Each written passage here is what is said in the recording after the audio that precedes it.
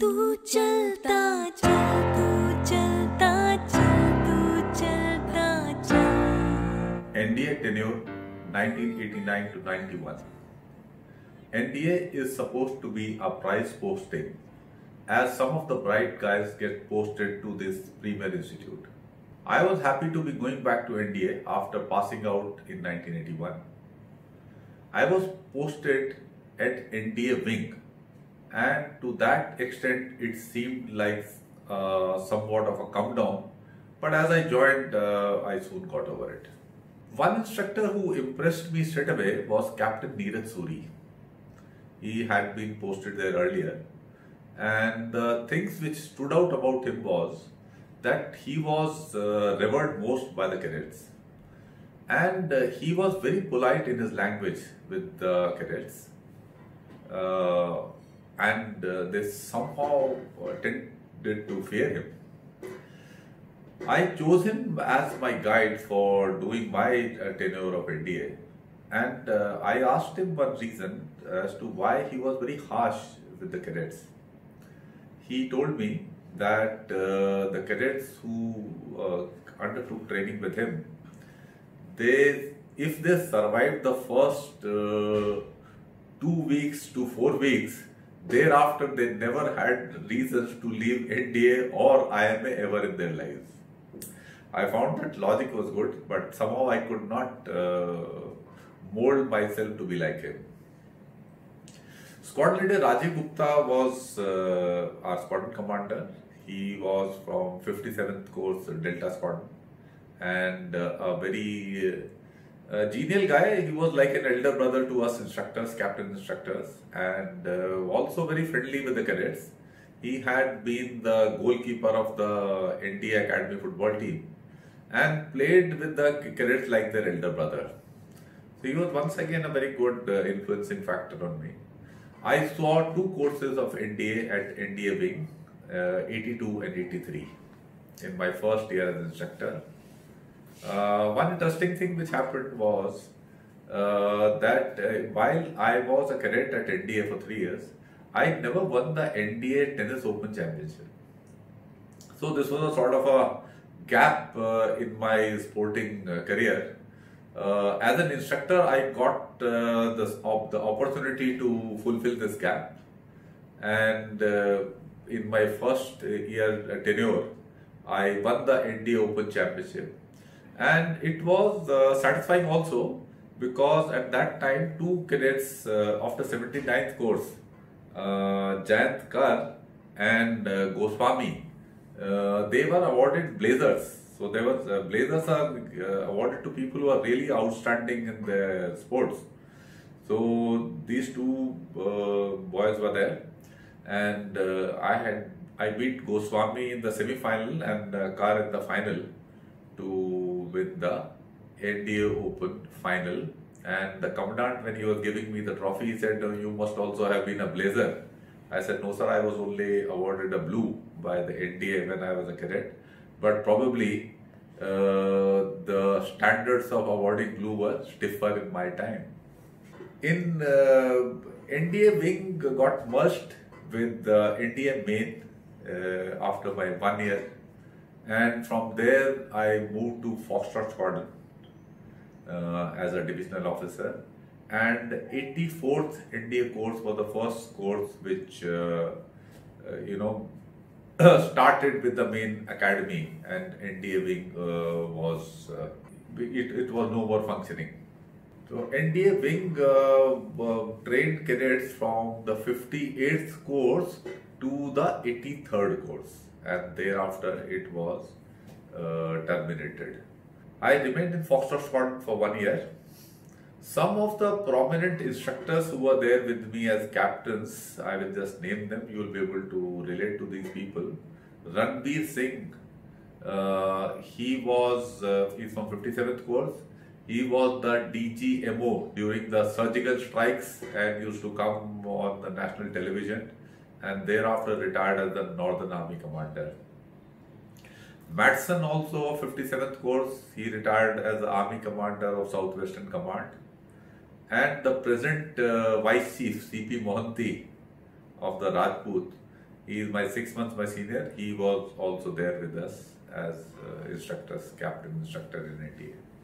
One interesting incident I will tell you about NDA to give you an idea as to how things work. We had one Lieutenant Colonel DJ Singh who was in charge of the army training team. He was an extreme autocrat who created his own rules. Invariably, I was the only one taking a stand against most of his irrational instructions. So naturally, he found me the top trouble creator. I will narrate one interesting incident that I had with him. It was the camp of 6th-term Army cadets. Colonel DJ Singh had created an exercise of a raid operation. He appointed officers to supervise the exercise. The distances to the raid objectives were different. The distance an officer had to walk was directly proportional to his dislike for the officer. Naturally, I had to go the furthest. What was unknown to Colonel DJ Singh was that I was one of the fittest instructors posted in India, and walking or running long distances was no issue for me. But anyway, he felt that it was sort of a way of punishing a person. Fine. So now what happened in this raid operation? I accompanied the raid party, and at the raid target area, there was a truck located. The raid party commander, if I remember correctly, was one guy, Vishal, of Echo Squadron. And he suggested to me that we should, capture this truck and we should exfiltrate back in this truck. So when he told me this, I said, well, this is a good idea because bold actions generally succeed in war. And I approve of this idea. Thus, the raid party along with me returned from the exercise in the truck. Now, naturally, we reached back faster than any other raid party that had gone. Now, this annoyed Colonel DJ Singh. So, it was totally not in accordance with his plan. So he called me to his tent the next day morning and he asked me as to why I had taken lift in a truck and set a very poor example in front of the cadets and not being able to walk a few kilometers. I told him that he had misunderstood the entire thing. I had not taken any lift, nor had the cadets taken any lift, and told him that it was a tactical move. And this was a suggestion given to me by the raid party commander and I approved of it. So he got very furious and he told me as to how he had been trying to sort me out earlier but had failed, and now I had crossed all his limits of patience. Though his limits of patience and IQ both were rather low, and he would love to get me punished for this. So I told him quite calmly that this incident offered him a great opportunity to get me posted out straight away. And I told him that if my understanding of military training is faulty, then I should be straight away posted out of NDA because I am a poor example. So I suggested to him that we should not waste any time and we should together go to General Mittal, who was the deputy commandant. And he should complain against me and I will accept exactly what he had told and I will give him my reasons why I had done what I had done. So Colonel DJ Singh, for all his reputation of intimidating his juniors and all that, a very consistent manner, backed out and told me to just leave the place and go. I will tell you one sad incident in which I was involved.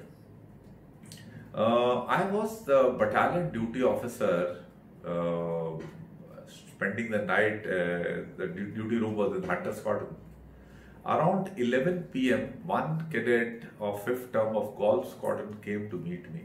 He had been charged with a crime of cheating in an examination, which as per him he had not committed, but was finding it difficult to prove. He sought my help to save him. I told him that I was not in his chain of command and it would be inappropriate for me to get, it will be sort of an interference that I do something there, because he had his divisional officer, his squadron commander in Golf Squadron, and they were the right people through which he should have approached whoever he had wanted his grievance to be settled. He told me that he doesn't have faith in his divisional officer and also his squadron commander, which to me was sad. But I felt that I can't take action on this issue, and I told him, please go away. You should do the things in your chain of command, and I will not get involved in trying to give him any help in this matter. So he went back very dejected. That night, this boy ran away from India, and he was never found. We just don't know whether he was alive, he died, what happened. He neither reached his home, nor he ever came back to India. I still get thoughts that maybe I should have rung up the battalion commander at that time only and told him that this boy is so desperate. But I failed to perceive the desperation in this boy. And well, this is something you can decide whether I was right or wrong, but this is how things happened. One more incident I would like to tell you about my NDA tenure, give you an idea how cadets behave, how in competition ethics and all are, we ignore. So what happened, we were having the final cross-country competition in 91, when some of us officers were given the ropes to close the enclosures, and along with 4 or 5 other officers, I was nominated to close the third enclosure. Majority of the participants in NDA come in the third or fourth enclosure, which is,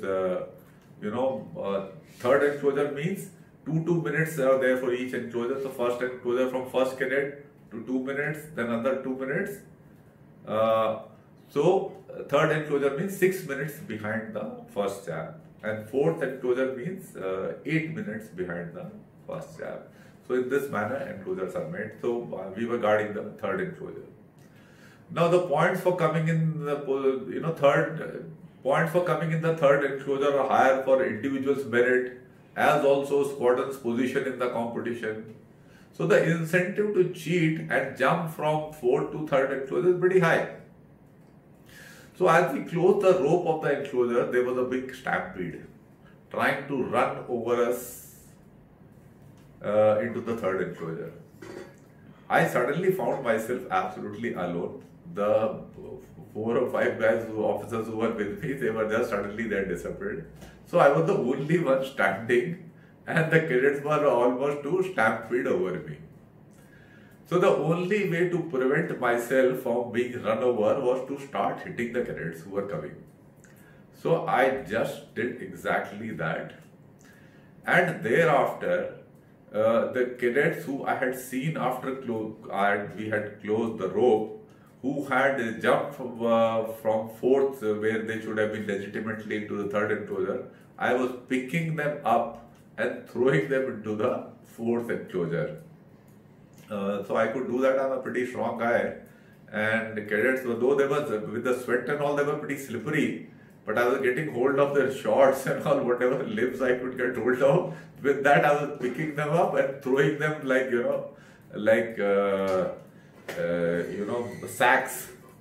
And I was cursing them that, you are such bloody cheats and you want to become future leaders.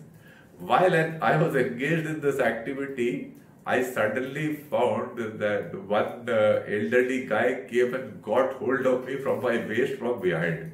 And he happened to be my battalion commander, Colonel Hada. And he pulled me away.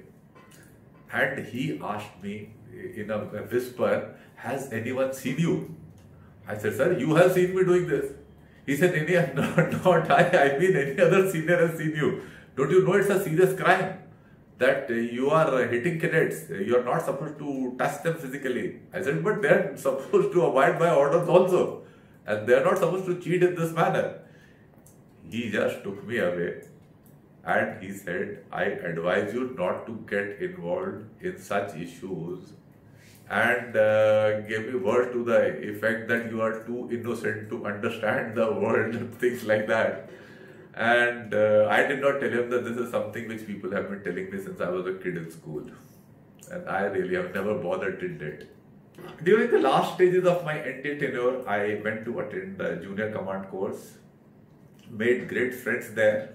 One of them was Captain Arvind Datta, later retired as a Lieutenant General.